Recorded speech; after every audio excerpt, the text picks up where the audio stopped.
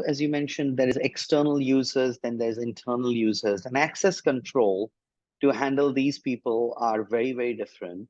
And at the same time, I understand from a lot of your internal users, there are commercial considerations, right?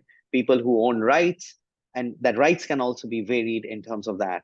How do you go about managing that access control, internal and external?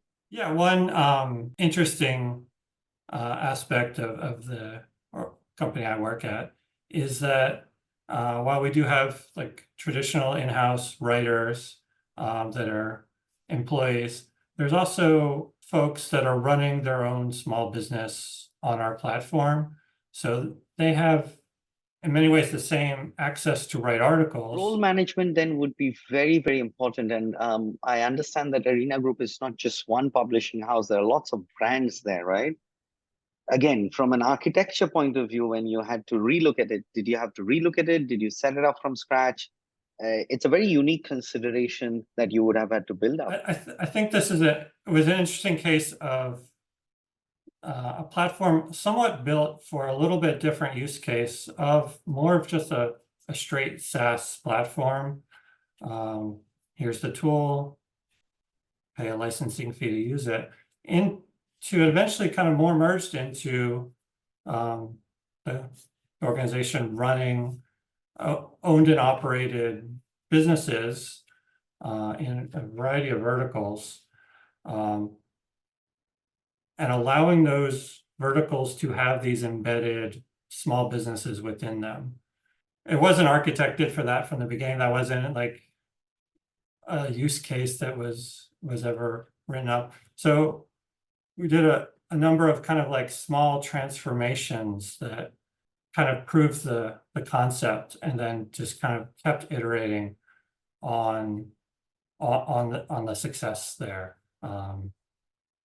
They didn't all come at once. They had one of the big verticals is sports, so we had a couple teams in the NFL, individual team writers, and then tried to see what they needed and what they were using, and how we could again, like, know before you start exactly how this business can be successful.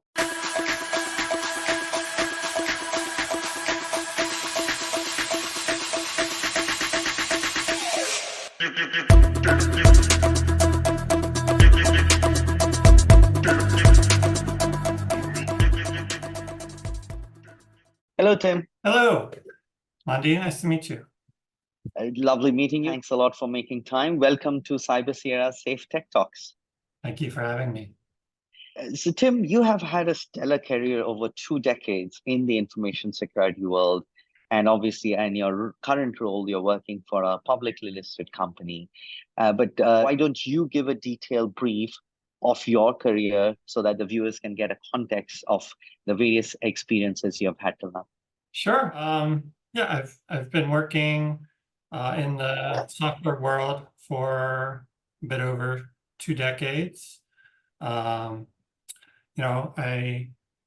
was first jumped into the working world, actually working at Carnegie Mellon University, where I attended. That was a great mix of university, open source, and some very practical experience. And I kind of leveraged that into moving to Silicon Valley and joining the startup world.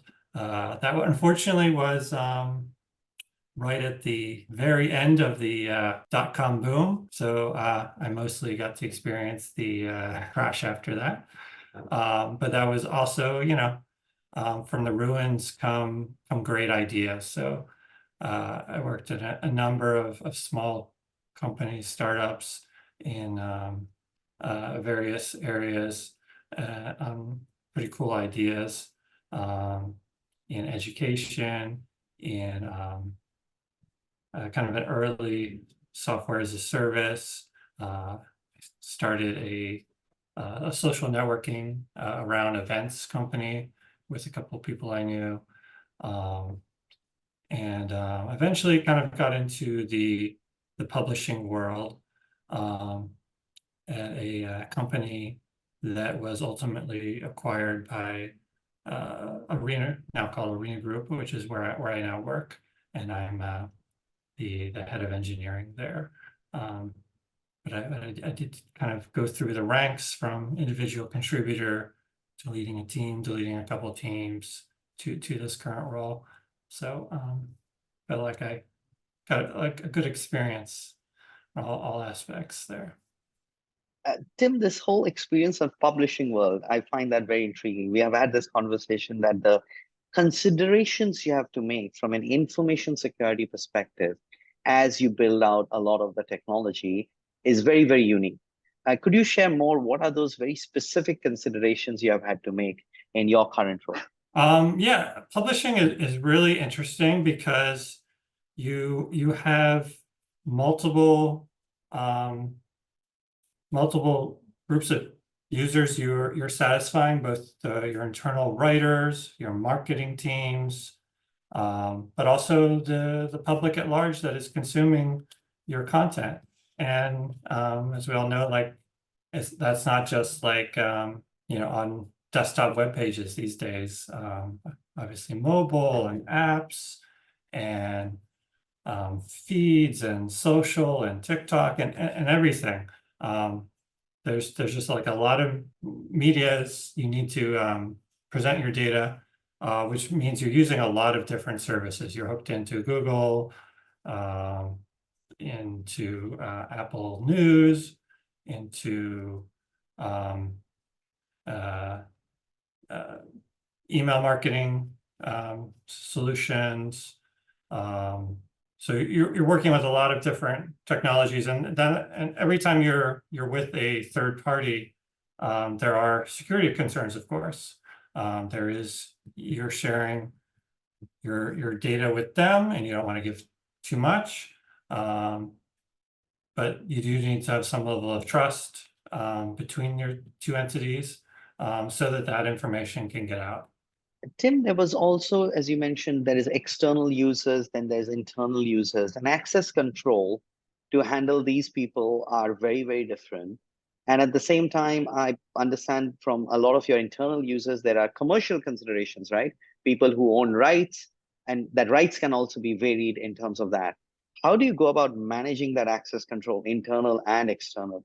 Yeah, one interesting aspect of the company I work at is that while we do have like traditional in-house writers that are employees, there's also folks that are running their own small business on our platform. So they have, in many ways, the same access to write articles as not being employees. They don't have, often we might give admin access to everyone because we trust them. They're our colleagues.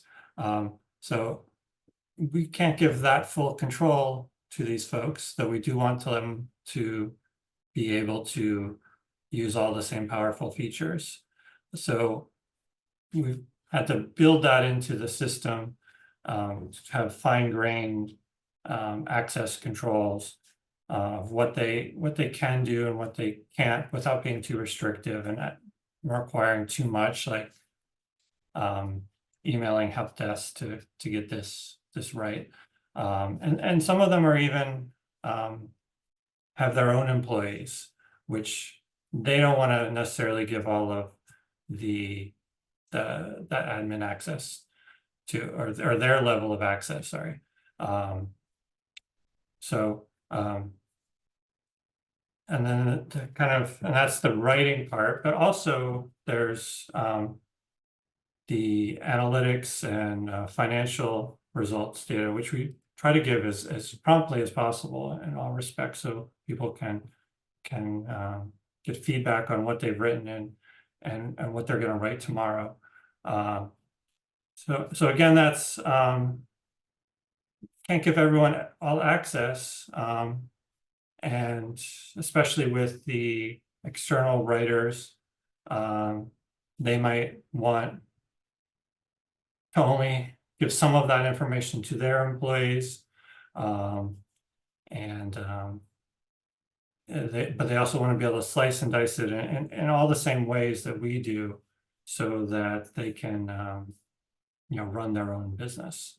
Role management then would be very, very important. And I understand that Arena Group is not just one publishing house. There are lots of brands there, right? Again, from an architecture point of view, when you had to relook at it, did you have to relook at it? Did you set it up from scratch? It's a very unique consideration that you would have had to build up.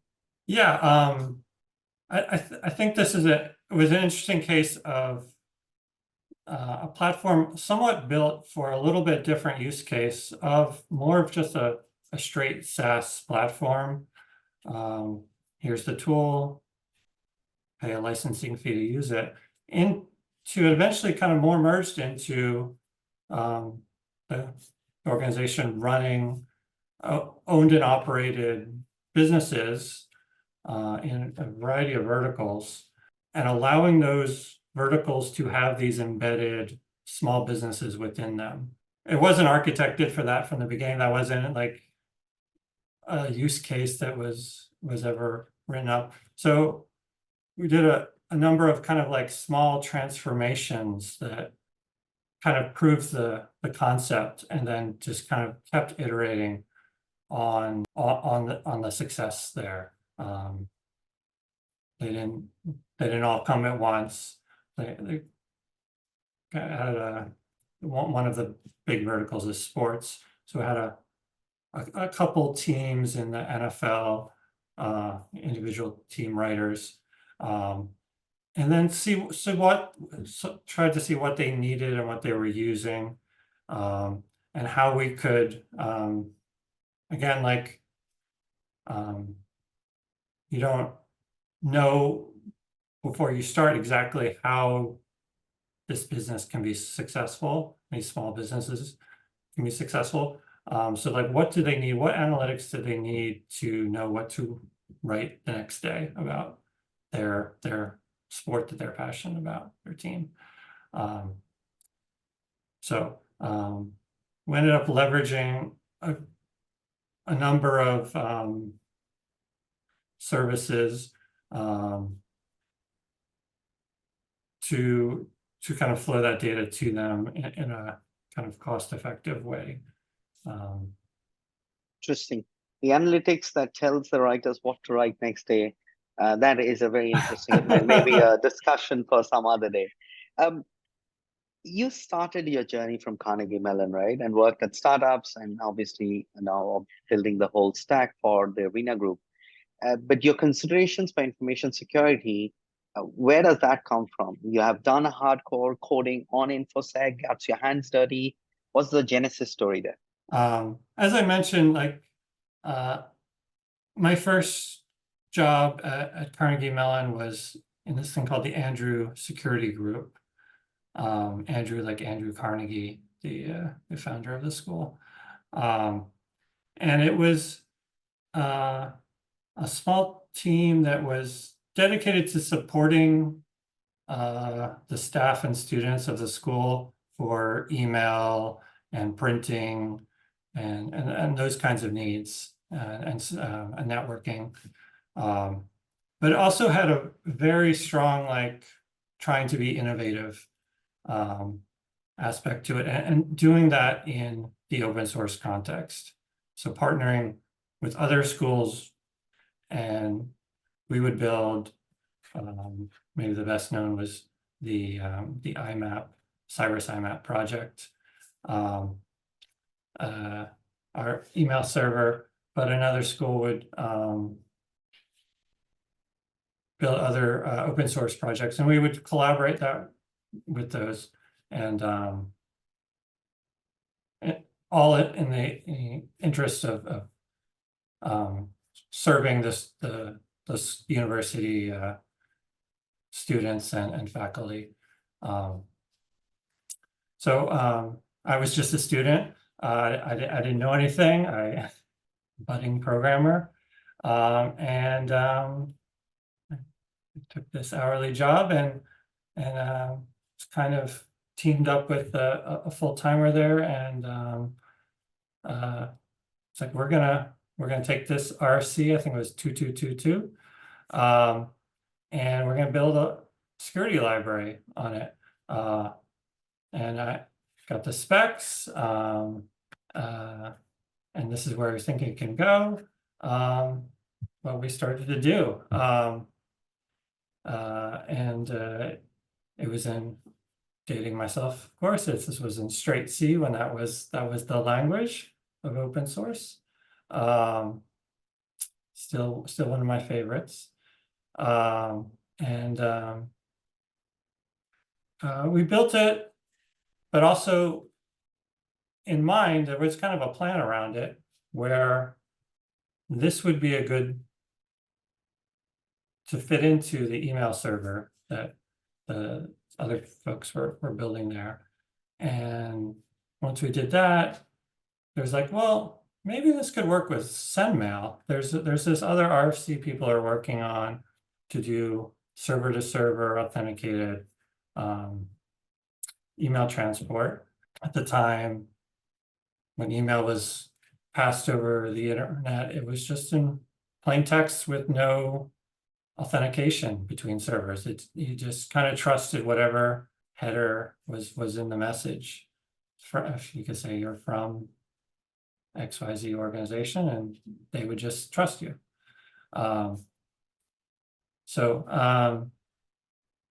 We kind of just built that on our own, did the integration, and then sent it to SendMail or put it on the mailing list, and they were very interested. They didn't know anyone was working on this. So it kind of snowballed from there. I think these days it's part of the most Linux-based distributions, and it was a great way to go from kind of core principles. So here's the stack, here's the RFCs, and here's how the encryption protocol is supposed to work, and implement it from scratch with no libraries really. And then went through a number of audits with other security folks at the time, who found some issues, but ultimately like really hardened that and looked over every line. So even though it was straight C, which has its inherent security flaws, it was like pretty stable. Creating something that is used even in some parts of today's stack is something to be very, very proud of, I guess, Tim. Great story. Thanks for sharing. Tim, let me come back to your current company, listed publishing company. And obviously, there are considerations to be done, again, from an information security point of view for a listed company. That to a listed publishing company might be very different from a listed, a simple SaaS company or a health tech company, things like that. So why don't you share the aspects that has changed in your job because of listed companies, or new considerations that you have had to make because of the fact that you're listed and you have to do certain regulated guidelines, especially what SEC is coming up with, that you have had to put as part of your roadmap? Yeah, that's been a very interesting process. And when I started, the company was not public. So it spent probably 2 years kind of getting to the level of being able to be publicly audited, to make that transition to NYSE. It's interesting in the technology side. We have certain security areas we focus on and trusts. And we're maybe like very focused on that anonymous hacker somewhere in the world breaking into your system, and definitely financial auditors don't want any of that, but they also have very different concerns in terms of who you should be worried about. And a lot of times that is, I think the truth is that, people internal to your organization are the biggest threat. So with them, we've created a lot of checks and balances of no areas having one person be the sole arbiter of I approve this. And in some ways in engineering, we're used to that, PRs, I submit the code and someone else has to approve it. But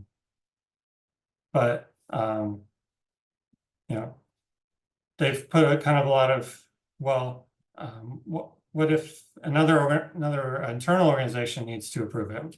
The product owner needs to ask for it, the engineering build it, and then they need to approve it. Which is kind of a shift in thinking that weren't really used to. So what we ended up doing was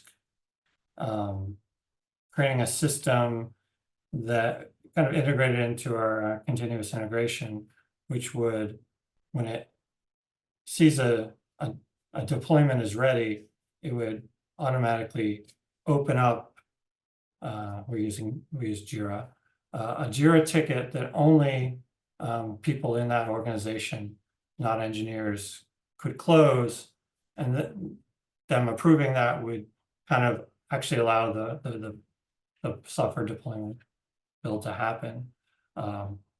So kind of non-traditional workflows that in the end, kind of create this like system we can trust that no person can kind of release their code that puts the money in their bank account. Because in the end, a lot of the systems are collecting money and putting in the buckets so that all of the writers and writing entities can be correctly attributed, their correct amount that their articles have made. Very interesting. You've highlighted change management as a requirement from an external auditor that flows into your InfoSec, which I'm assuming would be the case for any listed company.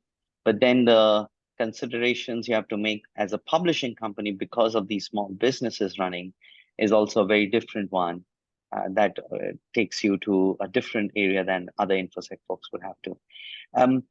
As part of our closing thoughts, any last parting thoughts? There's a lot of things going on. People talk about Gen AI, people talk about quantum. Any of those or any other areas that has been on your mind for the past 3-6 months that you will be keeping up as a lookout for the next 12-24 as a parting thought at the end of this podcast? I mean, there's so much always going on in technology world. Gen AI is really interesting. I just think, the Apple Vision just came out a couple of days ago. I just feel like the initial use cases that we think of probably aren't what it'll end up being. And so just kind of always be on the lookout for what use cases like that you really want and could be useful for you. Or people we all carry cell phones, and they inherently have the word phone in it, but most of us don't even answer the phone when someone calls us anymore. We just text them back, or don't even use texting. Maybe we use WhatsApp or whatever. So I'm very curious how Gen AI and crypto, how they evolve and turn into truly useful services that kind of change our everyday world in the future. It'll be fun to be a small part of that and to see what other people are doing. Awesome. Thank you so much for taking the time today, Tim. It has been a pleasure having you. Thank you. This was really fun. Thank you.